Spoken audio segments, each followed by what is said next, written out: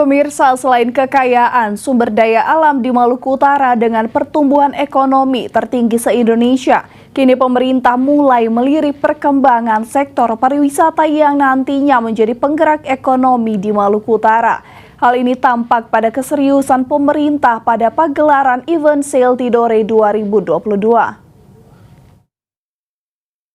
Selain kekayaan sumber daya alam yang dimiliki Provinsi Maluku Utara dengan tingkat pertumbuhan 27,74% tertinggi di Indonesia di triwulan 2 2022. Kini pemerintah mulai serius melirik pada sektor pariwisata di Maluku Utara. Hal ini tampak pada acara Sail Tidore Maluku Utara yang dipilih pemerintah sebagai lokasi Sail Indonesia ke-12. Di mana sektor pariwisata yang dimiliki di sini tak luput dengan potensi wisata yang dinilai berdampak positif terhadap pertumbuhan ekonomi ke depannya. Menteri Pariwisata dan Ekonomi Kreatif Sandiaga Salahuddin Uno mengakui hal tersebut, bahkan mengunggulkan beberapa potensi wisata yang ada di Maluku Utara, mulai dari wisata bahari, wisata sejarah hingga wisata kuliner.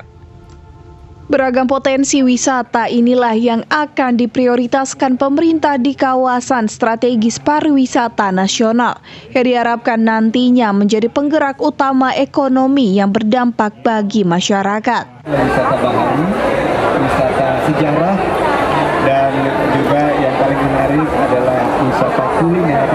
Karena tadi saya lihat Pak Deputi mencicipi kuliner lokal dan saya sangat benar-benar menikmati beberapa kali kunjungan ke Maluku Utara, dan ini bukan hanya sumber daya alam yang indah, sumber daya alam yang melimpah, tapi juga peran tambahan warga karena ini kawasan strategis pariwisata nasional dan juga mendukung destinasi super prioritas.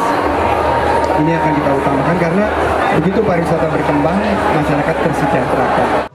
Ia berharap dengan berkembangnya dunia pariwisata juga akan meningkatnya perekonomian UMKM serta kesejahteraan masyarakat, sehingga tingkat penghasilan dan taraf hidup warga sekitar berlangsung lebih baik ke depannya.